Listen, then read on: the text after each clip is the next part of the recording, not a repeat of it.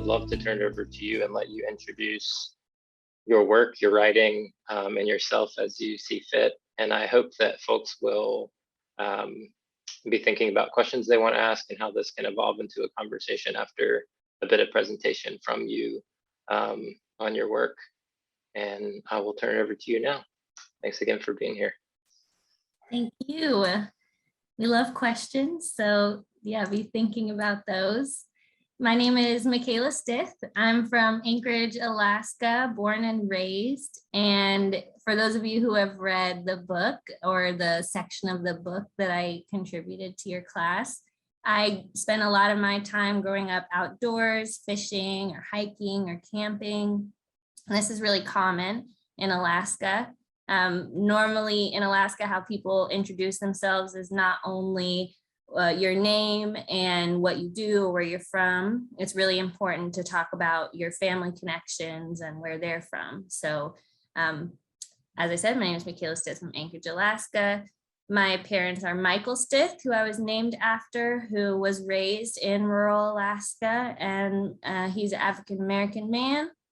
And my mom is Andrea Oakes, and she is a white woman from Tennessee who moved to Alaska in the 80s.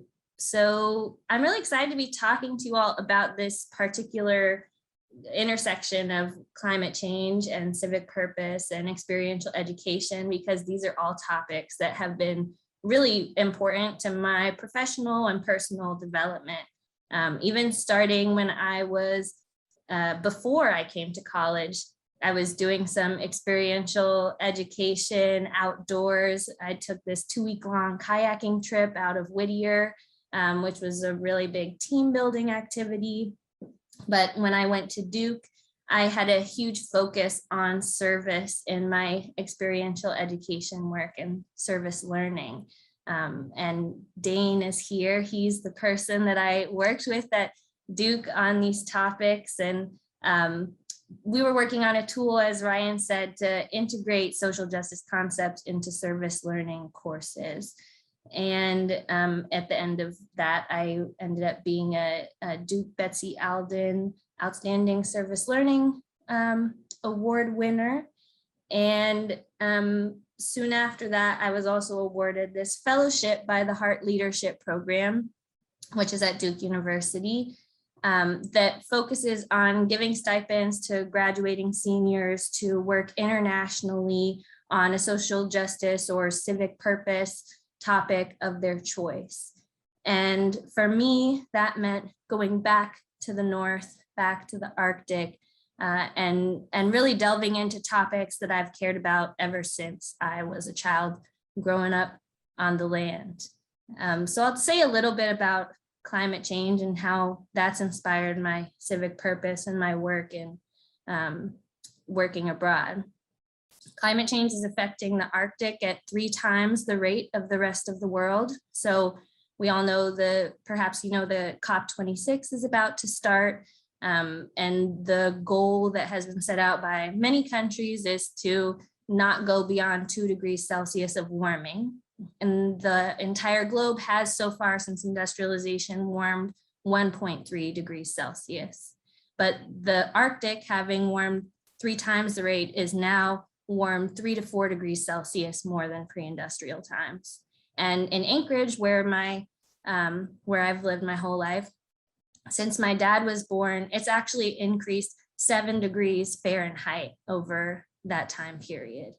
And that might not sound like very much, but in fact, the last ice age was only 6 degrees Celsius colder on average than pre-industrial times. So any, 3 or 4 degrees can actually make a huge impact. And you can see this in the Arctic we've lost 60% of ice over the last 30 years in the Arctic Ocean. Previously, especially on the north slope of Alaska, the ice used to be frozen there for 9 months out of the year. So people were able to walk across the ice in order to go hunting. And this is really important to people's livelihood because unlike in North Carolina, there's not roads connecting communities for the majority of the state, you must either use a boat or use a snow machine in order to cross. And in the past, people were using sled dogs as well. And when the ice is thinning and when it's decreasing in extent, it makes it very dangerous for people to go out and hunt in their traditional ways that they've always had. In the North Slope of Alaska, for example, Inuit have been living there for 13,800 years. And there's evidence that they've been hunting seals and hunting whales sustainably for that entire time. And it wasn't until pretty recently in industrial times that it became unsustainable, because prior to the large scale use of fossil fuels, people came up to the Arctic and were hunting whales for fuel and for plastics that are natural plastics in the baleen. And at that point, it became much more unsustainable. And the reason why I say that is because a lot of people often ask me why the Arctic. Like, me being from there doesn't necessarily make sense to people as a reason why I care so much about it. For me, one of the reasons why I care so much about it is because there's so much history there that goes unacknowledged. That 13,800 years that Inupiaq have been living there is an order of magnitude longer than the Easter Island statues have been around. That's 2 orders of magnitude longer than the Great Wall of China has been around. And people have been passing down knowledge about the environment, how to live sustainably in the environment intergenerationally for those thousands of years through language. And unfortunately, forced assimilation practices and colonial strategies that have been put on in Alaska have intentionally tried to strip people from their language, from their ancestors, and from their knowledge about the environment. And although I'm not Indigenous myself, I did grow up around a lot of Indigenous people. My dad was, as you might have read, out in the land hunting ptarmigan, fishing all summer. And so those practices are important to me. And in fact, Black people have also been subsisting off the land for a very long time. And there's been government strategies aimed at separating Black and Indigenous peoples from the land, starting back in with the Atlantic slave trade, where Black people were forcibly removed from the African continent. That didn't stop Black people from using the land in order to provide for their own food and subsistence, such as planting okra, planting peanuts in the New World, or Turtle Island, as Indigenous peoples call it. Essentially, what I try to get across in the book is that we have these shared problems that are all caused by this cultural notion that humans and the environment must be separated because humans will inevitably destroy it. And in reality, there are many peoples who have been using their knowledge passed down through their languages and from their ancestors that has allowed them to understand how to live more sustainably than many of us know how to today. So when I went on my Heart Fellowship, I was living in Tromsø, Norway, 660 miles north of the Arctic Circle. And there I was working at the Arctic Council Indigenous Peoples Secretariat. For those of you who don't know, the Arctic Council is a little bit like the UN for the Arctic. It's got all 8 Arctic countries, which include Russia, the US, Canada, Iceland, Sweden, Finland, and Denmark, as well as Norway. And 6 Indigenous organizations who sit around the same table and work on the same projects at all levels of the Arctic Council. And those would be the Arctic Athabascan Council, the Inuit Circumpolar Council, the Sami Council, the Russian Association of Indigenous Peoples of the North, the Gwich'in Council International, and the Aleut International Association. In fact, there's up to 80 different Indigenous languages being spoken across the Arctic. And so there's a great diversity of people as well as a long history of people.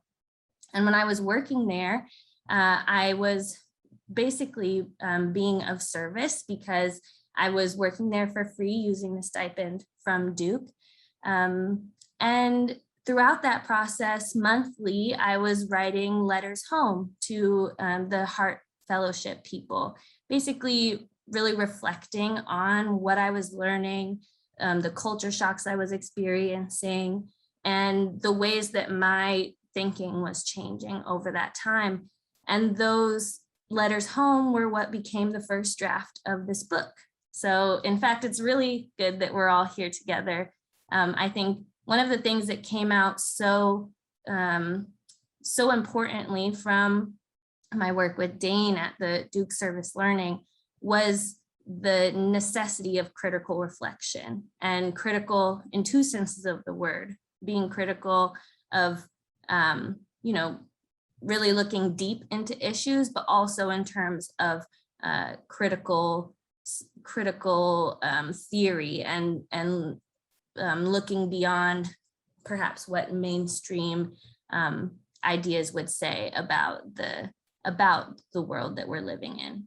And so in all angles of this work that we're talking about, climate change, civic purpose, experiential education, one of the things that I think is so essential in kind of honing your relationship to those things is having a critical reflection on the work that you're doing.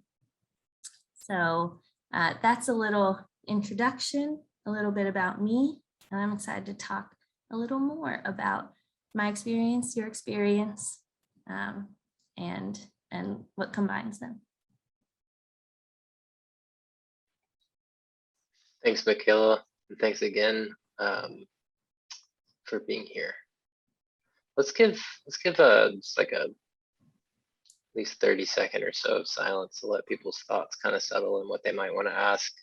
And then as you're ready, feel free to unmute, speak up, write something in the chat. I know I have a few questions if no one else jumps in, but let's give it a little bit of silence for a second first. Trick about silence is no one knows when to end it, but I'll jump in with one thing that I did want to make sure we asked about. So you wrote on page 64, a lot of us subconsciously believe in manifest destiny, that the US was destined to be its current size and that the American continent was unaltered by people before the arrival of white explorers. Yet in order to delineate wilderness spaces, indigenous peoples were forcibly relocated, arrested when found fishing or hunting in places they always had, and killed to create national parks. And you kind of, but go on to talk about sort of the tensions in national parks and national forests. And a lot of us here are here because of this experience that we've spent in national forests. And Outward Bound is this program that's designed to send people into the wilderness and have these expeditions, because there's this belief that you can learn something different about yourself and how you interact with other people, and maybe even kind of have a seed to affection for the environment that can be an important part of an environmental ethic. But it seems complicated with the way that you're kind of helping us see the larger history of national parks. Mm-hmm. And I wonder if you can just comment on that a little bit and speak to if and how you feel that tension between what national parks are today and the value they bring, and also kind of what it means to wrestle with that history and contemporary restrictions that they place on indigenous communities. Definitely. Long question. No, I thought it was a good question.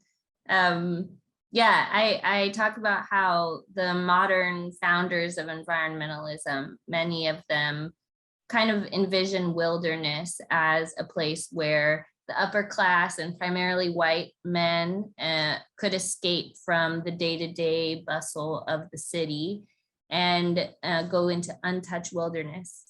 And you notice how I say the land as opposed to the wilderness, because really wilderness is everywhere around us. And I strive to see that everywhere I go.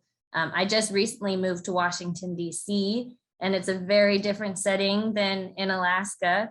I should mention, I work here now as a program assistant at the Wilson Center's Polar Institute, which is a think tank that focuses on Arctic policy.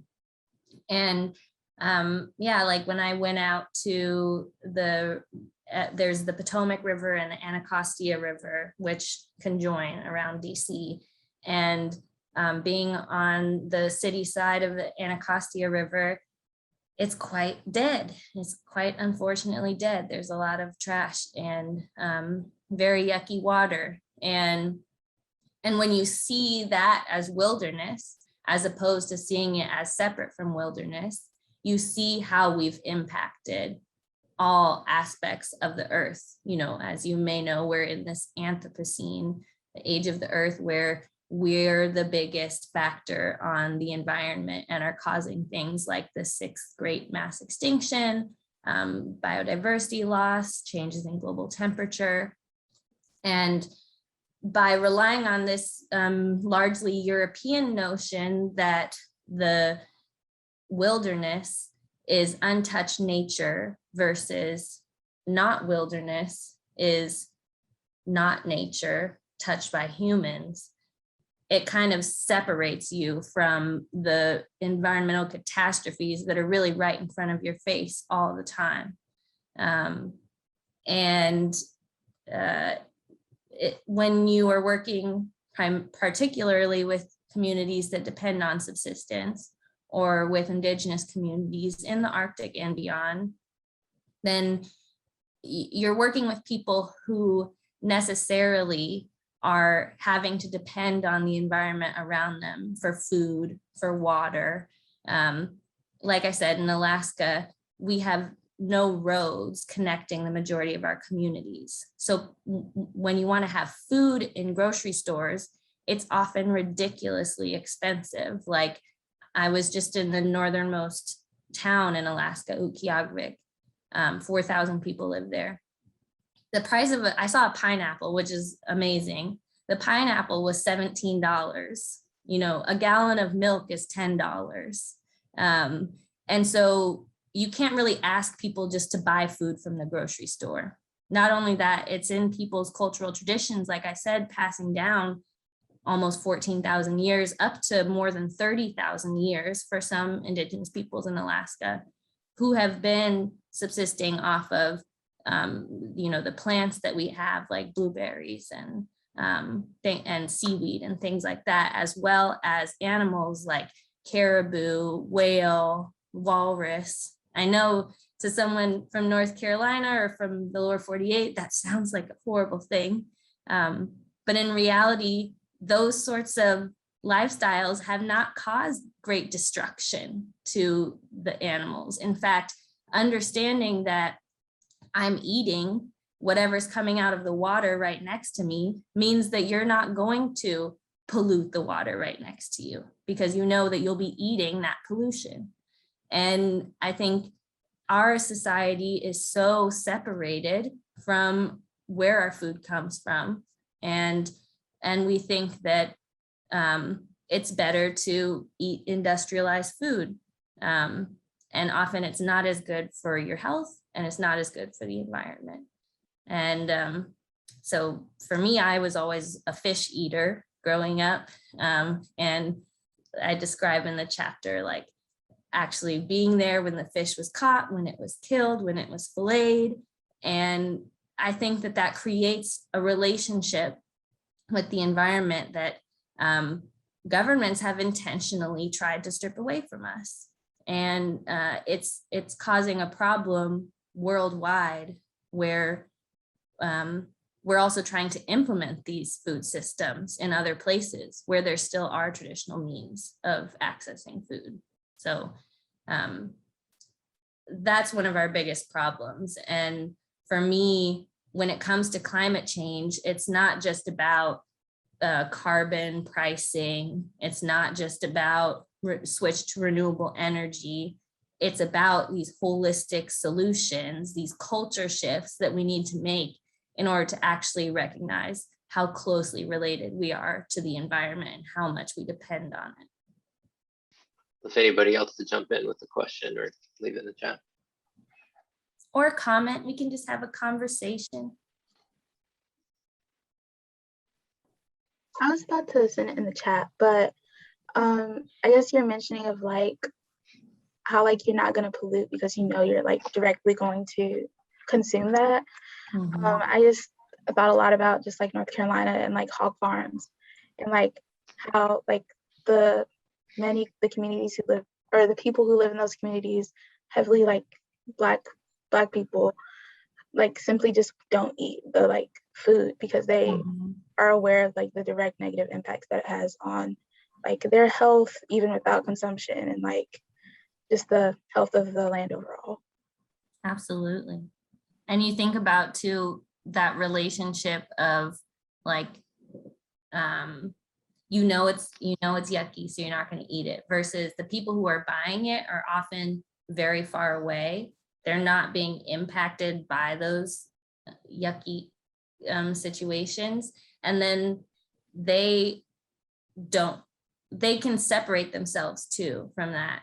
And so I feel that way all the time. Like when I was in college, I didn't eat meat. It was much easier to do that with the cafeterias and things like that. But I knew that I had no clue where this food was coming from. It was pre-prepared, and it could very well, and it most likely was, being produced in very inequitable conditions. And I mean, not everybody has that privilege, and it's been much harder to do it since out of college. So I guess that's something we have to think about too, is where are we going to get our food from? It really is. We have to find those local places to be able to get food from, and make those relationships with people who have a relationship to the land in order to ensure that we have good access to good foods that are equitably produced.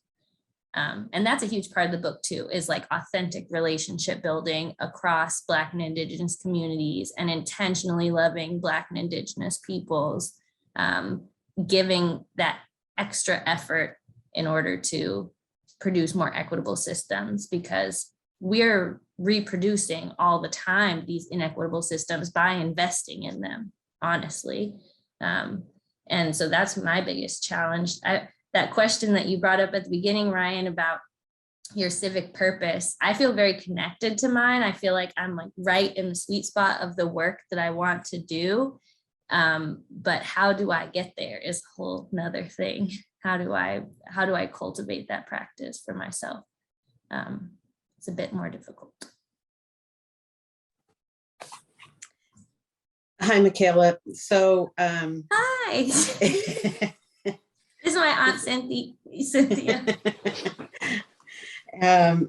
Thank you so much for inviting me. And my question really sort of surrounds civic purpose, because I'm very civically active. I consider that part of my responsibility as a citizen.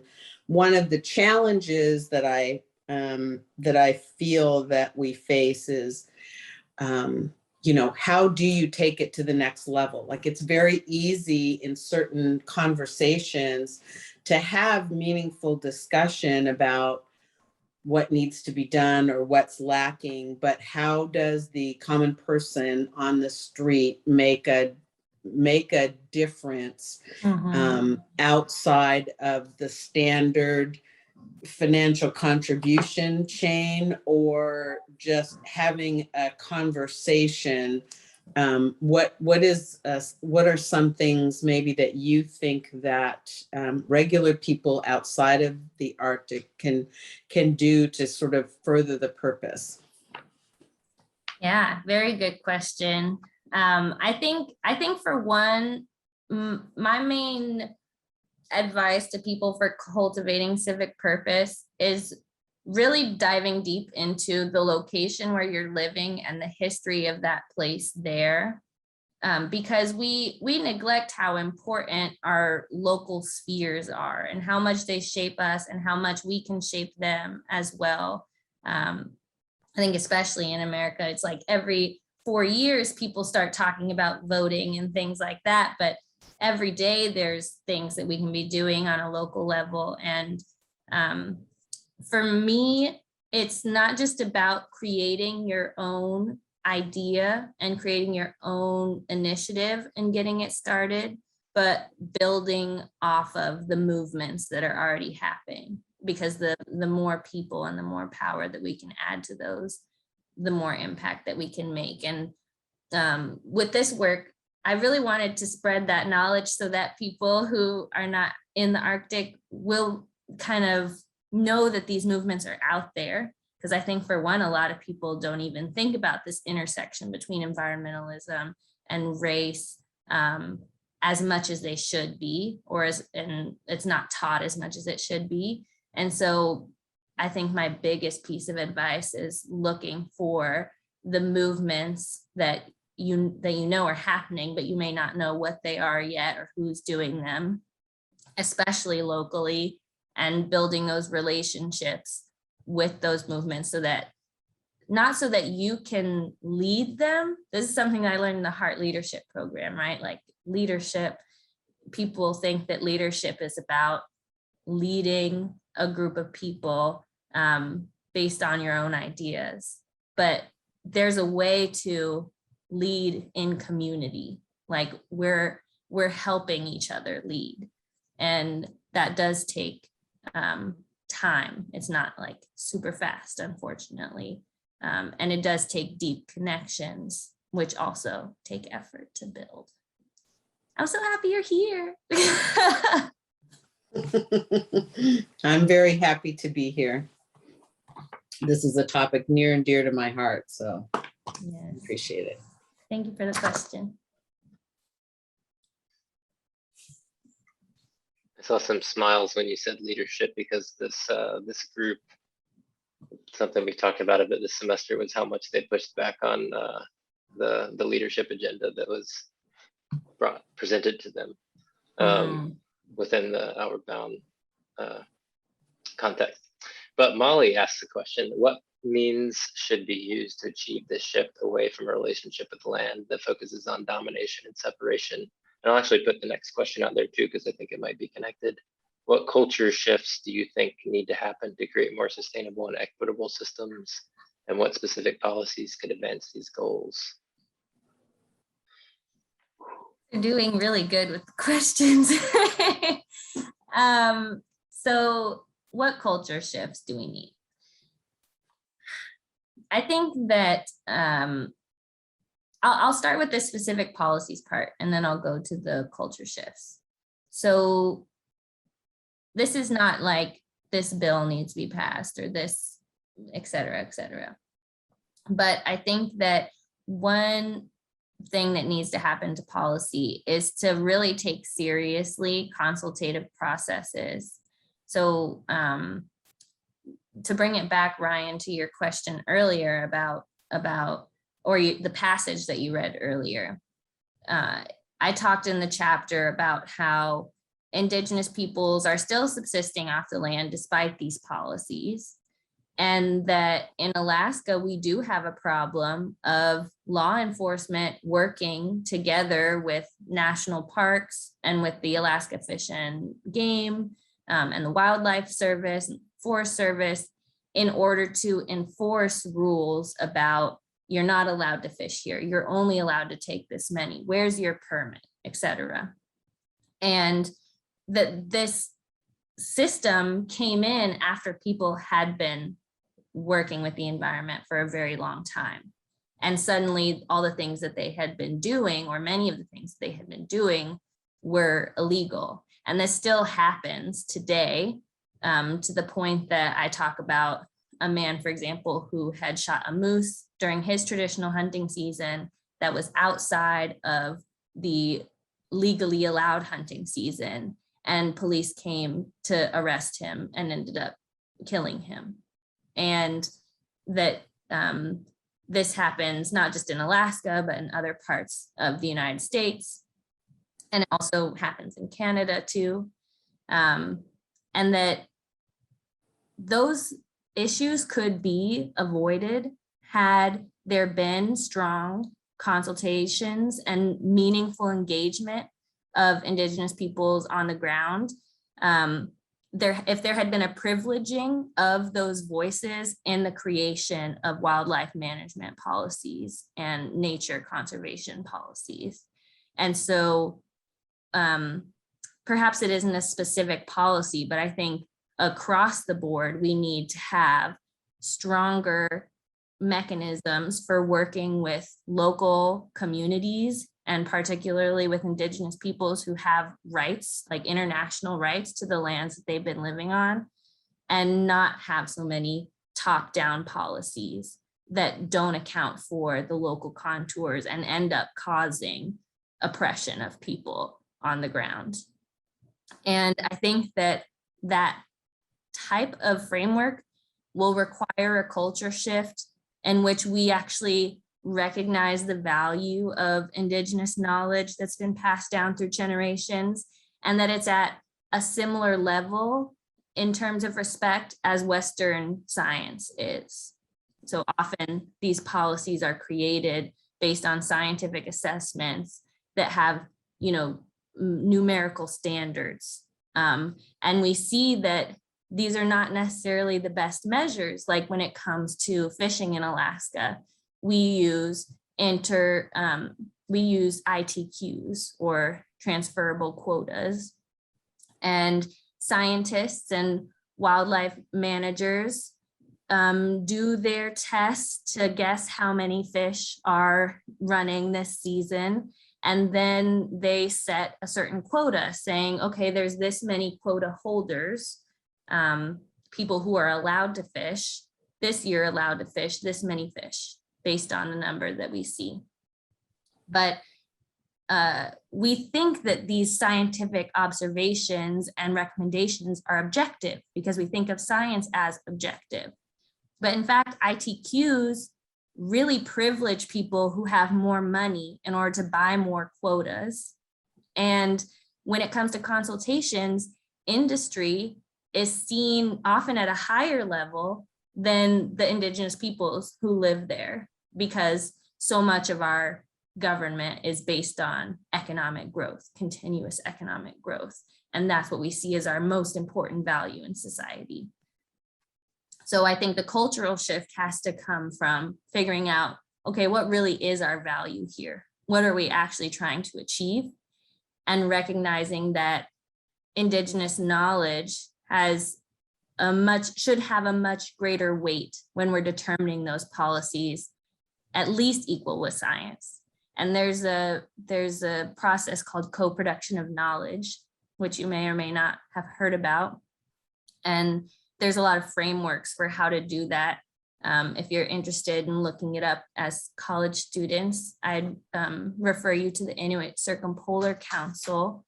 They have a large report about how to go about co-production of knowledge processes and equally value Indigenous knowledge and science in research processes. I think that's something that we really need to implement in our policy and decision-making processes, and really create more robust and meaningful engagement processes as well. That would be my answer to that question. Or to no. One question I was just really interested in asking you, Michaela, as I read this Welp, is you tell a story that is yours, that is also your grandparents and your parents' story, and it's so clear how much your narrative and life and civic purpose are connected to those people whose stories you're also telling. And I was curious, I was reflecting that I can't tell my grandparents' stories and motivations as well as you did, and that there's sort of a disconnect for me there. And I wondered if part of writing this book and trying to pull it together for you was also learning some of these stories and doing that that deep dive, or if you have just kind of grown up with that type of sensibility and connection to how your grandparents' decisions impacted who you are and what you're about today. That's funny because I interviewed my Aunt Cindy, who is here, learn about that. I don't know if you want to speak to that a little bit, Aunt Cindy. Sure, I'd be happy to. We moved to Alaska in 1962, which at the time it was pretty unheard of, and we moved from, St. Louis, Missouri, and so we got to Alaska at a time when it was still very virgin and very different, and we actually lived in those towns in the bush, where the only way to get there was either snow machine or flying into some of them. Tanana you could access by the river. The Yukon and the Kuskokwim intersect, and Tanana is kind of right in the middle there. But McGrath, there was no way to get there. There were no roads to get there, and so and we were unique in that we were the only Black family everywhere I lived until I was in high school. So there were the few Caucasian people who were, really connected to the FAA. My dad was an air traffic controller. There were a few school people, some traveling health nurses, and mostly Indigenous people, and that's how we grew up. And my only brother was Michaela's father, and he loved to fish and hunt and do all of that stuff. My dad was an avid hunter fisherman. He had been raised on a farm in Arkansas, so he brought that love with him to Alaska. But we were privileged to be there at a time when we got to be in that sensitivity of folks making the culture wrong, having that sort of attitude that we're here to show you how to be civil, when they had their own culture and their own, the Native peoples had their own ways of doing things and had a very strong bond, but they were encouraged to move to Anchorage, move to the larger places, and a lot of the culture was lost, and there was a lot of struggle because they culturally are not, most of those groups are not competitive, and I never really thought of sort of Anglo-Saxon American culture as being competitive. But when you stretch it up against a culture where if one person caught a fish, everybody ate fish, it's very much competitive. And so we really had the experience of seeing that difference and that battle to come to some kind of equilibrium. Was those were very unique times to live there, and the loss of the ice. For me, I remember breakup in the spring as being this thing that everybody in town went to the riverbank, and there were huge chunks of ice crashing up out of the water, the size of tall buildings, and I'm not at all exaggerating. It was a spectacular sight to see. And by the time I left, which was many, many years ago, like around, 75, that was no longer happening. That was really the first evidence to me that the environment had really changed, that we had really changed the environment, and things that we did as kids, and you know, I remember the first for a rendezvous where they had to actually make snow because there wasn't enough for the dog teams to actually race. That was kind of a slap in the face. Like, why would you need to make snow in Alaska? And so, now they do it all the time.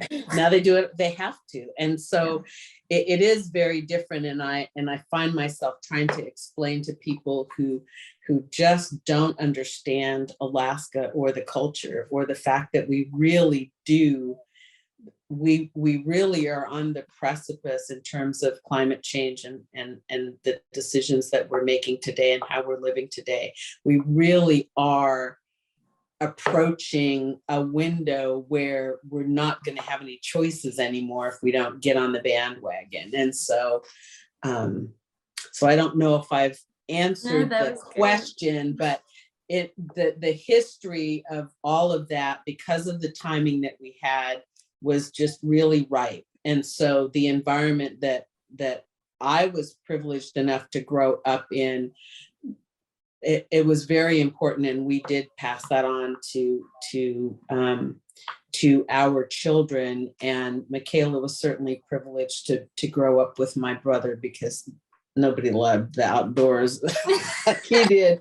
And that was the family outing. That's what we did, was jump in a boat on the weekend, throw a piece of tarp up over some trees, get eaten alive by mosquitoes and fish, and hunt. And that's just what we did. But the timing, I think, was ripe, and the fact that we grew up in really small towns in the bush made us very aware of the dynamics that were going on with the pressure to conform to, you know, this society, the pull to the cities, you know, of the young people, and the abandonment of the cultures that they grew up, the basket weaving and all of those things that they grew up in. And the, you know, the whale hunting is, you know, as far as I'm concerned, anybody that goes out in a kayak hunting a whale deserves whatever they get.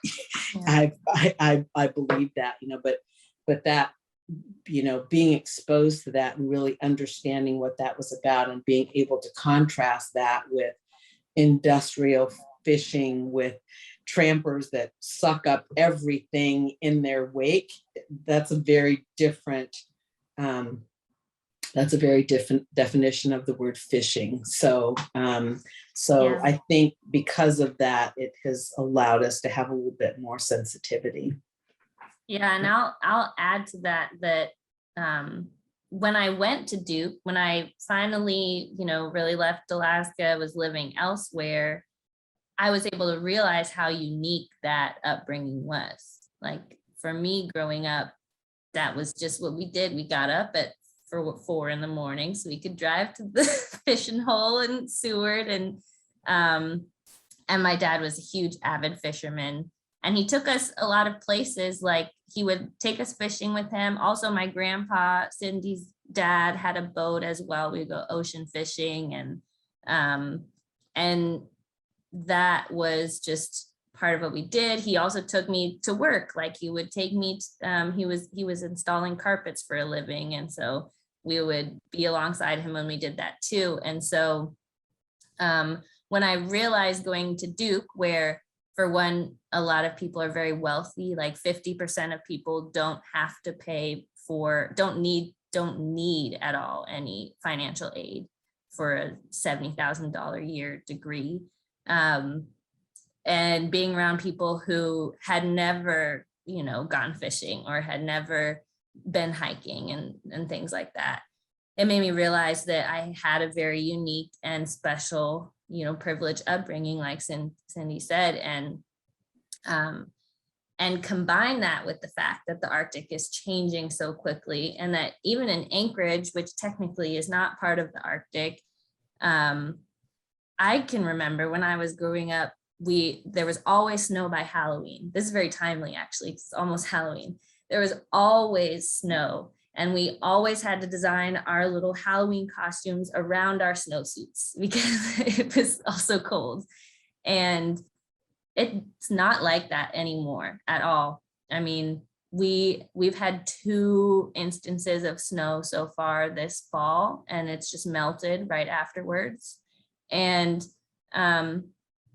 it just makes me sad that a lot of people won't experience that. And it's not just the climate aspects. It's also, like I said, we're in an Anthropocene that also has a lot to do with land use change.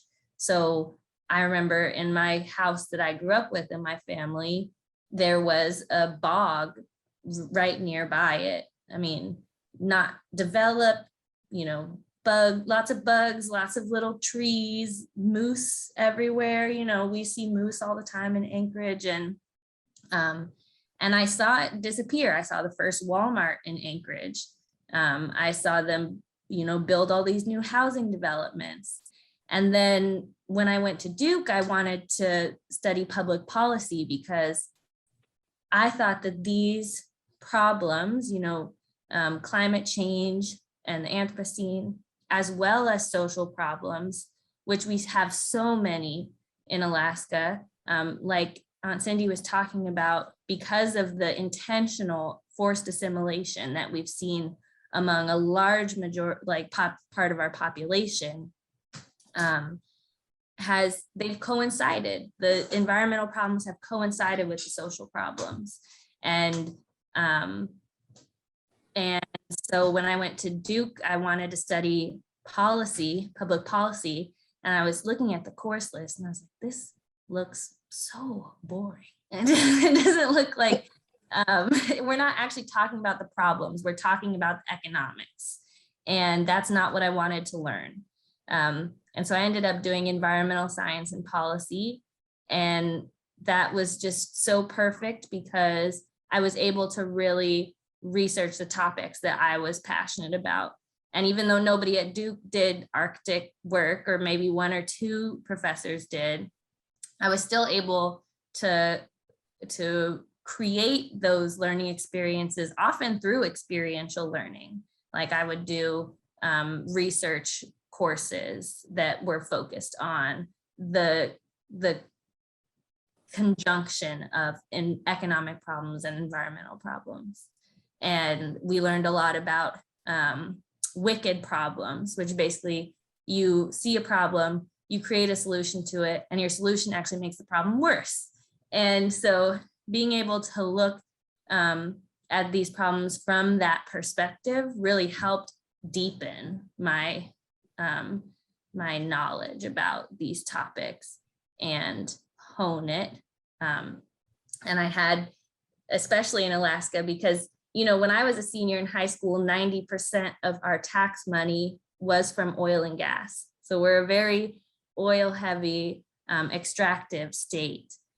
And when I remember going to my dentist and he was like, what are you going to do with an environmental science degree? You know, people don't see the importance of that, but you see, I've gotten to go live in Norway, and this was just the right direction for me. And I think when you pursue things that are so close to home and your personal passions, then it helps you as you further develop them. It helps you dive deeper and create that expertise that perhaps you wouldn't have if you're not following your passions.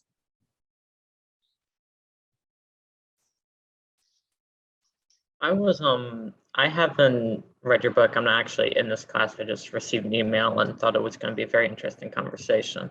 And one of the things you've talked about so far is people's connection with the land and nature, and how modern day America is very disconnected with nature as a whole. And I'm from Wilmington, North Carolina, which sits along the Cape Fear River, and the hog farms that the pollution from those hog farms sort of just carries along throughout the watershed of North Carolina into the Cape Fear River. And it's made the Cape Fear River so heavily polluted that we have to heavily sanitize the water so bad that our water, as the years have gone on, has become increasingly carcinogenic. And I worked with a project that was trying to get people in Wilmington to sort of, see these things and sort of, try and reduce the amount of pollution coming into the river by limiting what hog farms can and can't do. And the people we talked to, people we interacted with, still just seemed like that wasn't the problem. And it just seemed they were very disconnected from nature. And even talking to people today who weren't necessarily involved with the environment, you still see it where the climate change isn't their problem because nature isn't their problem. And so I guess my question to you is, how can you get that culture shift or, a shift of thought back into, we are part of the nature, and therefore if we are harming the nature, it's still our problem? Yeah, good question. I've encountered that a bit. When I was at Duke, I actually did a research service learning project with Environment North Carolina. And I was out in Beaufort, so out on the coast. And we were talking about oil and offshore drilling, because there were some proposals to do offshore drilling off the coast of North Carolina. And so I was going around interviewing people and asking them to create little comment cards for Environment North Carolina about why they do or do not want offshore drilling. And there was so much misinformation and disinformation, like, oh, well, people know how to drill safely now. They don't have oil spills anymore. And it's like, it's very clear that we do have oil spills. Also, when you're talking about water quality, that the water quality is not great. You can go test the water quality nearby these places, but it's just this belief that it doesn't matter, or that it doesn't exist. Or if it doesn't matter to you, you can claim it doesn't exist. And so how do we get people to change that? It's very difficult, especially when you are someone who cares about the environment. It's very draining to talk to someone and try to create a relationship with someone who doesn't recognize that these problems exist and are willfully ignorant about those problems existing. So I understand that's a really difficult question. And I think part of it, this goes back to what, what was her name? She may have left because of the 720 cutoff, who had asked about the hog farms as well, and how it's primarily Black communities that those are around. And one of the things that I've heard from an Inuit young leader that I've worked with in the Arctic is that all of our policies need to have an urgent application of cultural safety as a lens we apply to all policies. Because, oftentimes these environmental problems are closely related with systemic racism, and that they rely on the same structures of least cost. And who can you impose those externalities on, those costs that are unaccounted for? Often people who do not have the same political power. And often that's because of racism, that we've created these structures where Black and Indigenous peoples have less material wealth, less land ownership, and therefore less power within our society. And so when our value to policy is always economic growth and making more money and increasing the value of land, you're never going to focus on Black and Indigenous people's cultural safety. And so, so that's one place where you can start with, like, we know that the environment's not so good over here, but we don't really care about the environment. Well, it's not just about the environment. It's also about your health. It's about your community's safety and your ability to continue living here. I think that's one place. It's easier to talk to someone about these issues who might have some bit of understanding about it than people who are just willfully ignorant about it and really don't have to care either, like you say, because they're okay with being disconnected from the environment. Additional question. Well, I guess it's something that kind of like is interesting to me.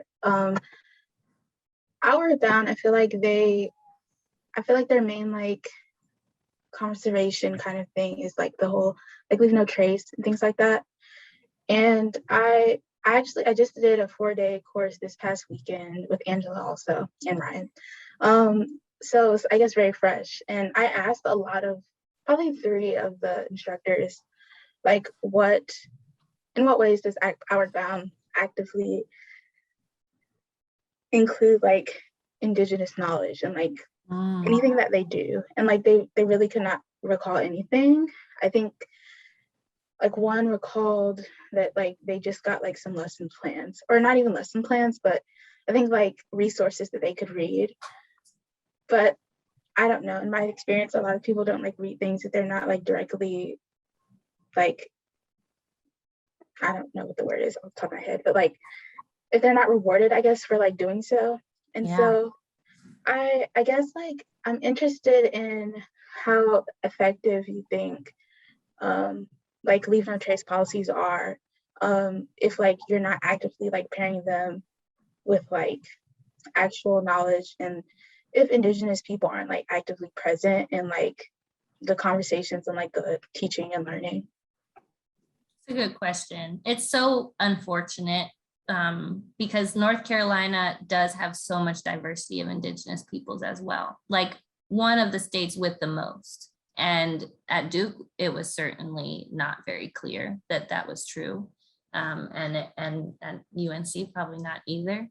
And one of the things I write about in the book that you all didn't read this section, but I talk about green colonialism is the title of the chapter.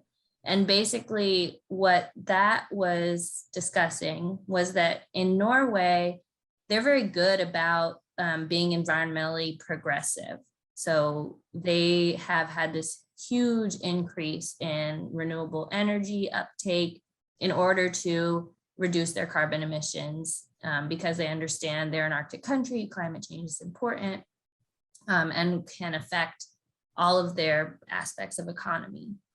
But the problem is that there's also Indigenous people in Norway. There's the Sami people, and they cross across Norway, Sweden, Finland, and even into Russia, and have lived there for about 2,000, 3,000 years, and are reindeer herders. And so reindeer herding is a nomadic lifestyle. They'll winter in winter pastures and summer in summer pastures and travel across, sometimes across borders.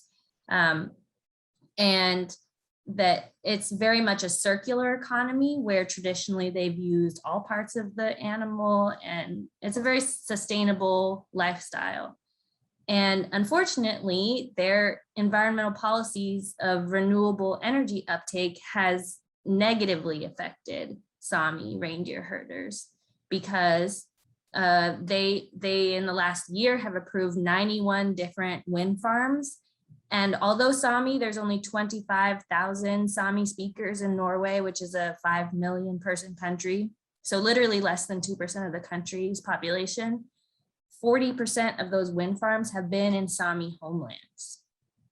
And so the way this intersects with your question is basically, are our environmental policies really helping the environment if we're not including Indigenous knowledge, if we're not including Indigenous peoples in the development of them?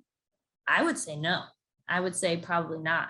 And leave no trace flows from this idea that we can't do anything we can't touch the wilderness if we want the wilderness to stay intact. And those ideas, like we talked about earlier, have caused through policy a separation of people from the environment. And this is actually a really good connection. Also at the end of the book, there was a person that I worked with in Norway who was Inuit from Canada, and I had interviewed her and I had asked her a little bit about, okay, tell me an example from your life in which in which perhaps racism and environmental protection have collided. And her example was that Inuit when they traveled across the landscape, would create these rock structures called inukshuk. They look different than cairns, which you might know of. They look like people, actually. And her family had taken a family vacation to another part of Canada and had built an inukshuk, because they're all Inuit, proud Inuit, and basically wanted to show to other Inuit that we're here. And that's, empowering. And it's, just creating a rock formation. And that's illegal there, because these are these ancient rock structures that they had traveled to in this national park. And they had called the RCMP on them, which is the Royal Canadian Mounted Police. And her dad almost got arrested for that. So do I think that leave no trace is the best policy? Perhaps not. I think that any policies that are really just created and offered by primarily white folks probably are not going to be the best options. Yeah, the police too, another thing I put in the book is that actually the Royal Canadian Mounted Police had been created in order to move Indigenous peoples in Canada to reservations. Like, that was the reason it was created. And we know in the US too, that police came out of slave patrols.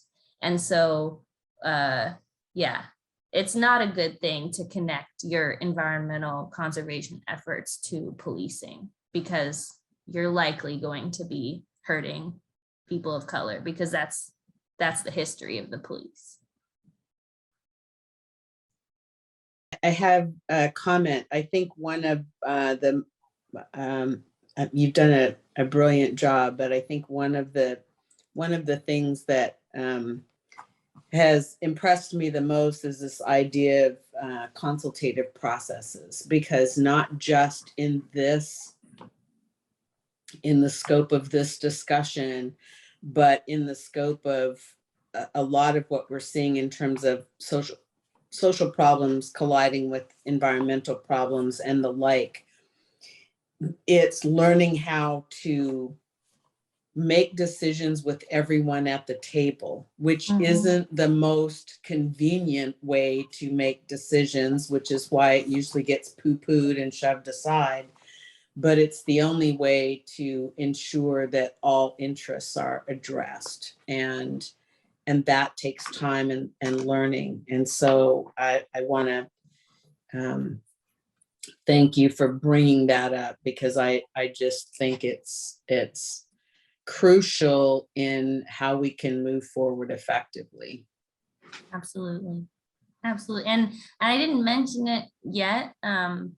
Related, it made me think of it when we were talking about the hog farms. I've talked a lot about how there needs to be meaningful engagement with Indigenous peoples and consultation with Indigenous peoples. And I think those same sorts of processes could also be applied to Black people in America as well, and like local Black communities, because we don't talk about, cultures in America, ethnicities in America. We talk about race, and it creates this falsehood of all Black people in America having the same anything, honestly. And we have a lot of culture that has been passed down, and a lot of knowledge also that has been passed down. And when you just look at it in terms of race, and we say, oh, well, and we know this is true, that race doesn't have any biological factor on who you will be as a person. Race is just the color of your skin, but often the color of your skin has a lot to do with what communities you make and how you grow up, because we live in America. And people, I think that people need to recognize that there is cultures in America that need to be preserved and need to have some sort of way of influencing the policies that are put on them, rather than being top down. We need more bottom up if we're ever going to solve any of these problems that we're talking about, whether they be environmental, socioeconomic, racial. I think that's really important. People get paid to do it too, because this is also the problem with collaborative decision making. If it, in America, often it's voluntary. If you run for office, you're not necessarily paid in your position, and it takes so much money in order to even run. And so it's not an option for a lot of people to be involved in the political process. And so if we want to have a more inclusive political process, we also need to understand the economic disparities that keep racialized minorities out of decision making. It's such rich conversation, and I'm realizing we are approaching the end of our scheduled time. I have a kind of final question, but does anyone else want to offer one next to final question or comment?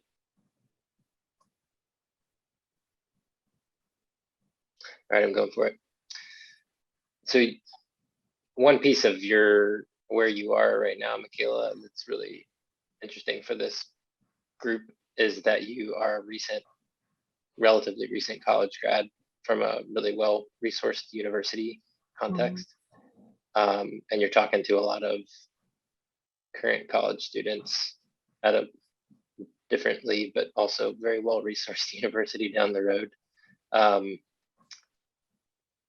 Not to be like trite, but what are you thinking about from where you sit now about where you were a few years ago, that if there's advice or things that these folks should be taking advantage of, engaging with, related to climate change or otherwise, that from where you sit now is particularly pertinent?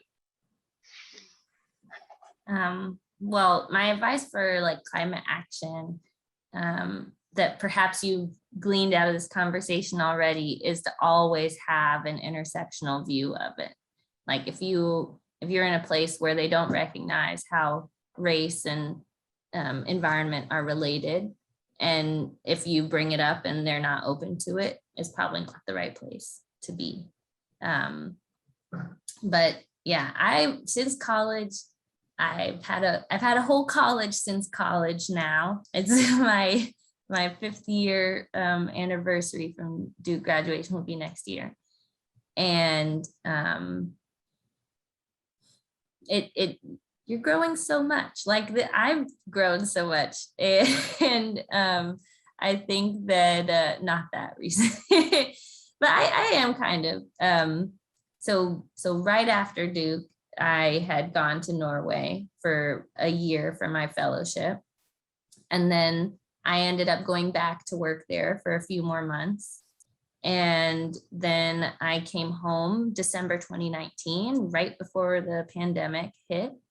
And then I started working during the pandemic remotely with this Polar Institute. And it was a really seamless almost transition, but it took me so long to find this job, you guys. It took me a very long time.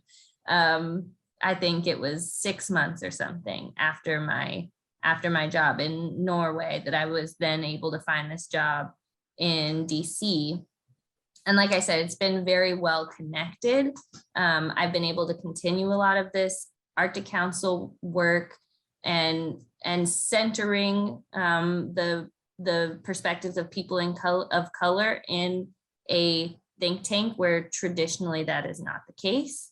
And so that's been very meaningful work for me, because it's considered, the Wilson Center is the nation's think tank, like it's funded by Congress. And so for it to be a government agency and to not really be representative of the United States is quite sad, I think. And so it's been really fulfilling for me to be able to do this work. So I would say my advice is, when you are leaving UNC, it's not a huge rush. Money-wise, it can be a rush. But you do want to be financially stable, and that's important. But you probably will apply to tons of jobs and get tons of rejections, because that's the current economy and world that we're living in. And that's okay. And it's not your fault. And that just means you weren't the right, that wasn't the right place for you.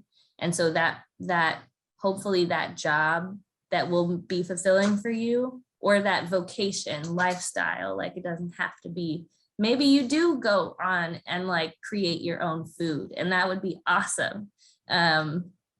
So that will happen.